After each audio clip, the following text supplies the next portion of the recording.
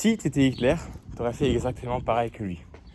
Et là, tu vas me dire, mais t'es un grand malade, qu'est-ce que tu me racontes? Et je vais même aller plus loin, et je vais même te dire que c'est parce que t'as pas cette vision-là, que tu fais pas autant d'argent que t'aimerais, que en fait, si t'avais cette vision-là, tu aurais une bien meilleure vision du monde, des relations, tu comprendrais mieux comment se débrouiller dans ce monde, mieux comment vendre, comment closer, et comment comprendre les gens, et être moins méfiant. Et du coup, moins vivre dans ton truc de « Ah, moi, je suis le seul qui me connaît, il faut se méfier de tout le monde. » Si tu comprenais ce que je vais te dire là. Et je vais t'expliquer, hein, dans cette vidéo, je vais te courir, c'est pour ça. En fait, les gens voient les choses uniquement de leur propre prisme. Et c'est exactement ça l'erreur principale. C'est ça qui font que quand ils voient un millionnaire, s'ils ont des promesses limitantes, ils vont se dire non mais c'est pas possible, il ment. Tu sais, vous avez bien vu ces mecs là dans les commentaires, des vidéos des mecs qui ont réussi, ils sont là toutes 30 secondes, ils disent mais c'est impossible, c'est des bullshit. Ils vont trouver la moindre excuse pour dire que c'est des bullshit parce que dans leur croyance, n'imaginent pas ça possible. Donc comme selon eux, ou dans leur conscience impossible, personne ne peut le faire. Tu vois. Et ou vous allez comprendre le rapport après. Ou quand quelqu'un voit quelqu'un qui fait, je sais pas, en fait il faut comprendre que c'est qu'un voleur, il pense bien faire. Il y a un tueur en série, il a l'impression de bien faire dans sa situation. Vous pouvez lire le livre Influence et Manipulation. C'est, je crois, vraiment le premier chapitre dedans. C'est un des plus grands tueurs, je sais plus comment il s'appelle, mais vraiment un des plus grands tueurs aux États-Unis. Quand on l'interviewait, quand on est. Enfin, genre, est-ce que, en gros, est-ce que vous vous sentez bien d'avoir fait ça ou je sais pas quoi? Bah, pour lui, c'était nécessaire et il avait l'impression qu'il était justicier, justement. Et c'est parce que tu n'arrives pas à te mettre à la place des gens. Tu penses que ça t'y arriver, mais c'est faux.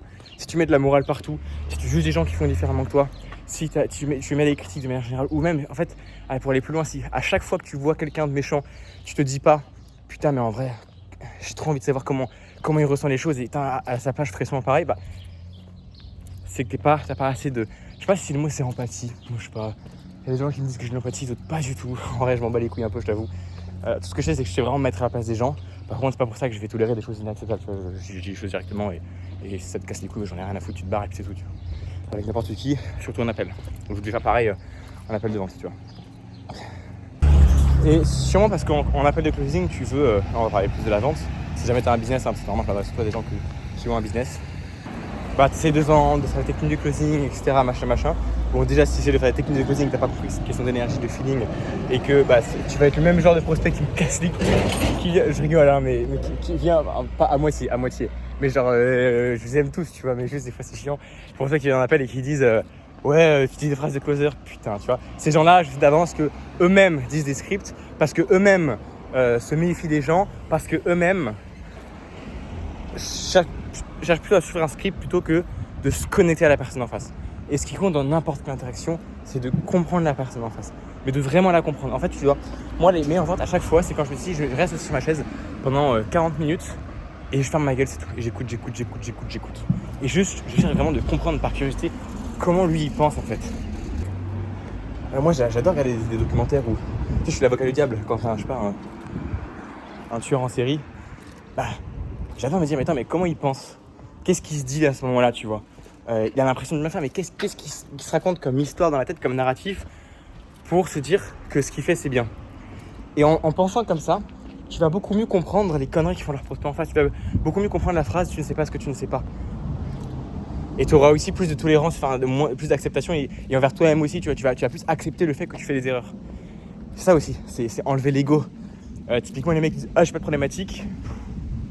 Il y a vraiment des gens qui disent « j'ai pas de problématique » et qui veulent faire du business, quoi. Enfin, qui veulent se développer dans le business et qui disent je n'ai pas de problématique. Ça, c'est quand même le must du must. Aussi un truc, je dis comme ça, hein, mais apprenez à dire ce que vous pensez sincèrement. Genre si on vous prospecte et que vous avez, dites pas j'ai pas de problématique. Si vous n'avez pas envie de faire prospecter, vous dites j'ai pas envie de me faire prospecter. C'est tout. Genre dites vraiment ce que vous pensez. C'est tout con, hein, mais c'est ultra important. Et c'est ça qui va vous faire prendre du leadership de manière générale, qui va faire que lors de vos appels, vous arriverez mieux à dire les choses. Pareil, je parle pas de sujet, mais après je parlerai un peu d'ITER, vous inquiétez pas. Parce que je sais que c'est pour ça que vous êtes resté sur la vidéo là. Pareil, si vous avez du mal à parler d'argent, logique que vous n'arrivez pas à monter vos prix. Logique que si on vous demande, ouais, là imaginons, je suis en appel, je te demande t'as combien sur le compte en banque, et que t'es bégayé un peu, et que t'es pas ok, t'as un peu un tabou avec ça. Bon, j'ai envie de dire 99% des Français l'ont, donc tu vois, c'est normal, moi aussi au début je l'avais, il faut passer outre de ça. Bah, logique que tu n'arrives pas à mentir, logique que tu la gêner avec tes prospects. Et si toi t'es gêné, bah eux aussi vont être gênés en fait. Donc, Par rapport à Hitler, ouais. En gros, à partir de maintenant, arrête de juger. Arrête de dire, moi, avec ma morale, j'aurais fait comme ça. Évidemment qu'avec ton esprit, avec ta vision des choses, évidemment que putain de bordel de merde, à la place d'Hitler, t'aurais pas fait ça, logique. Mais dans ce cas-là, tout le monde se sent le héros, en fait. Enfin, ça ne fonctionne pas. Il faudrait vraiment que vous regardiez. Il y a une comment on dit, une étude qui a été réalisée auprès d'étudiants où un professeur a recréé le Troisième Reich et personne ne s'en est rendu compte dans l'école. Et je sais plus, voilà, la troisième vague, exactement. Vous allez taper sur internet la troisième vague, en livre, en film, il a été fait, etc. Bref, il y a Fabien Olicard qui a fait une vidéo. En vrai, tapez Fabien Olicard, la troisième vague, un truc comme ça, Hitler, enfin, vous allez tomber sur la vidéo, je pense. Regardez cette vidéo si vous avez du mal à vous mettre à la place des gens. Et les gens, quand vous regardez ça, vous allez comprendre qu'il faut arrêter de critiquer. Que s'il y a quelque chose qui s'est fait à leur place, en ayant lu le même livre et vu les mêmes films, tu ferais exactement pareil. Et tu fermes ta gueule. T'arrêtes de mettre ta propre morale dans l'histoire de « Ah, mais les gens, c'est des connards. Les gens, c'est des vendeurs d'informations. » Moi, tu vois, j'ai jamais critiqué ça. Je sais pas comment expliquer, mais même... Il y a plein de gens, c'est des vendeurs d'informations. Mais jamais j'ai eu cette sorte de haine. Je me suis toujours dit « Ah, mais comment ils font ? Ah, mais si eux, ils vendent des informations, du coup, ça veut dire que c'est eux qui se font de l'argent. Ah, c'est intéressant. » Et maintenant, du coup, est-ce que moi, j'ai envie d'être comme eux ? Ah, peut-être pas forcément, parce que là, je trouve que c'est pas ultra honnête. Donc, je vais changer. Mais tiens, je fais pas une décision radicale. Je suis pas radical en mode « Ah, c'est tous des fils de pute, machin, ils vendent de la merde. » Mais eux, tu penses vraiment qu'il y a un mec qui s'est dit « Ah, moi, je vais arnaquer des gens et c'est mon kiff ?» Non, mais ça n'existe pas en fait. Le mec, tu vas me dire oui, si un peu. Le mec, il se donne des excuses. Il a l'impression, il se dit par exemple, il se donne des narratifs. Il se dit par exemple, je sais pas, c'est comme le pauvre qui prend l'argent aux riches et qui dit mais moi en fait, je prends l'argent aux riches, je vole l'argent aux riches parce qu'ils ont trop d'argent. Donc il se donne une excuse. Mais il se dit pas, lui, personne peut accepter un narratif mauvais. Personne peut dire moi je suis un voleur et je suis un connard. Personne ne se dit ça en le pensant sincèrement. Enfin, tu vois, ça se fait pas. Et du coup, quand tu comprends ça, tu vas beaucoup plus comprendre le monde autour de toi et pouvoir accepter, te dire ah lui il fait ça, mais tu sais, avoir plutôt la curiosité plutôt que le rejet. Parce que quand t'es dans le rejet, après t'es bloqué en fait. Tu peux pas fondamentalement tu peux pas progresser, tu peux pas élargir ta vision si t'as pas les revenus que tu veux. C'est parce que t'as pas encore les bonnes croyances et la bonne identité. Et ne me dis pas c'est une question de stratégie, ferme ta gueule si tu penses ça vraiment, et va regarder d'autres vidéos sur ma chaîne si t'as encore rien compris. Parce que si t'avais déjà la bonne identité, tu serais déjà Tika d'ici les 30 prochains jours. J'ai même pas envie de dire voilà, c'est logique. Et donc pour avoir la bonne identité, il faut être curieux. Il faut s'élargir à me dire ah comment les gens y pensent et comment les gens feraient à ma place. C'est pas genre oui comment lui il ferait, oui mais lui c'est trop simple, il a de l'argent. Non, c'est comment eux à ma place le feraient parce qu'ils sont déjà passés par là. Ok. Enfin bon, écoute, je donnerai plus de valeur plus tard. Là j'ai un peu oublié ce que je voulais dire sur mon canal WhatsApp.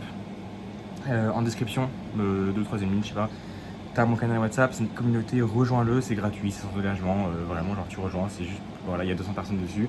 Et en fait, de temps en temps, je fais des vocaux et je mets les vidéos YouTube aussi, les différents liens quand il y a des informations. Donc si tu veux vraiment rien louper et être sûr d'avoir de la valeur, tu y vas. Typiquement là, par exemple, je vais faire un vocal spécifiquement sur le canal, là maintenant, je sais. Donc vas-y, va le canal.